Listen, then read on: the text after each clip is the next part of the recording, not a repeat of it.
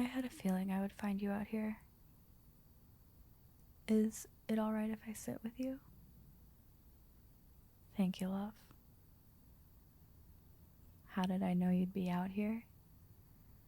Well, whenever you're stressed or have a lot on your mind, you always find your way to the roof and look at the stars. Or what you can see of them with all the light from the city anyways. You know, it never stops amazing me with how much time I've spent on Earth, just how familiar the night sky is. Looking up there, so little has changed compared to everything going on down here.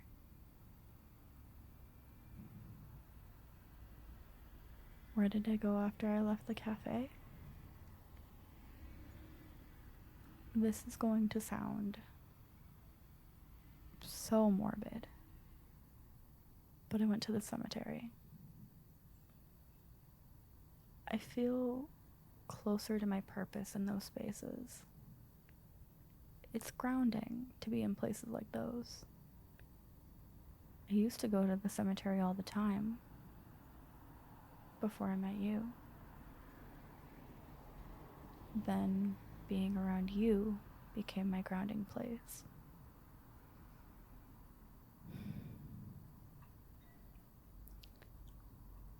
I know that I didn't really tell you much at the cafe. And that's because I didn't want to scare you away. Of course, you can ask me anything. Anything you want to know, I will answer, and I will answer it honestly. How old am I? Let's just say I've been around for a really, really long time.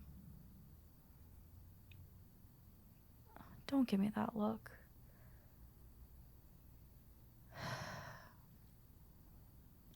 I am older than any written history. My native language has been dead for thousands of years. My name, my true name, lost to the ages. Now it's just a whisper in the wind, audible, but unintelligible. I don't even remember it myself, if I'm being honest with you. Why do I live on Earth?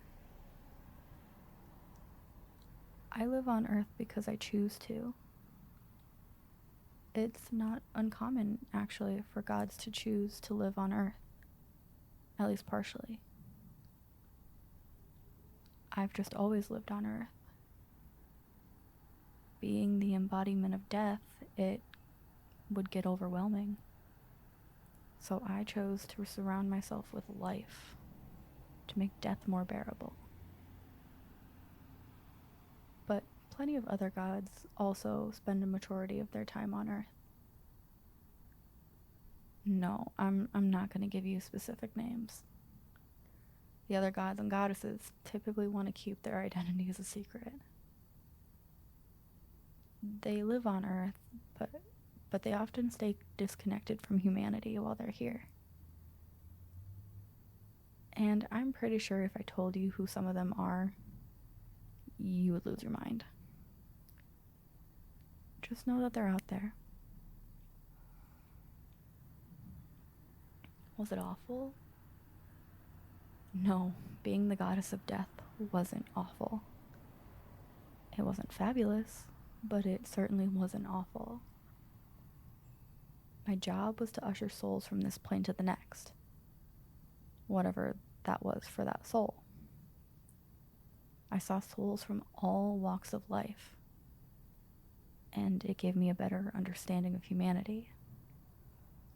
It gave me a love for humanity and all of its flaws that other gods who weren't like me just couldn't understand. Why do I keep saying was? Well, as new religions rose to power, new pantheons formed, and new death gods were born.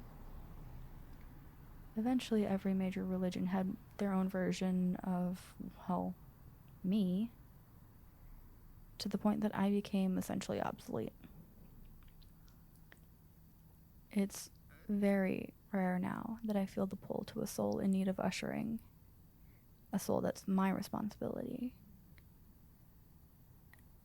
And I take that call very seriously.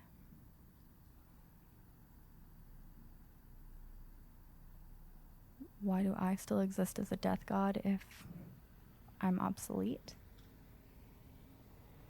That's not really an easy question to answer. There are a lot of different reasons.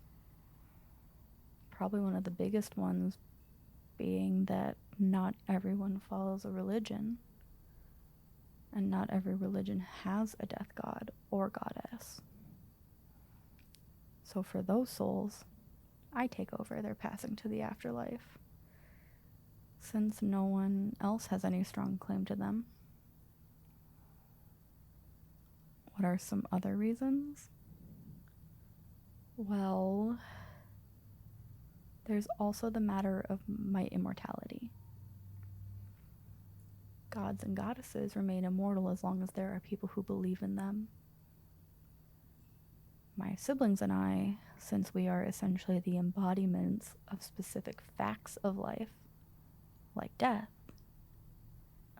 will always have people who believe in us, or at least the idea of us. My twin and I will likely always be around as long as humans are around. Life is ever present, and death is an inevitability. I'm sorry, that all sounds so macabre. I'm probably not helping you process all of this information by just dumping it all on you. You sure you're okay? Okay. Anything else you want to know? Will you meet my twin? If I'm being honest, probably not. He doesn't really ever spend time on Earth. Usually if we do meet up for anything, I join him on the celestial plane. So I don't really see him very often. Life is very busy, and consequently so is he. Are you all right? I can't read your face right now, and I know that this is a lot to take in all at once. Still processing? That is completely understandable. I know that if I were in your shoes, I would be having a hard time too. You still love me? You have no idea how comforting that is to hear right now. Can I hold your hand? I love you too. And I mean that. I know that this is a lot to navigate. So thank you for still loving me. Do you want to stay out here a little bit longer?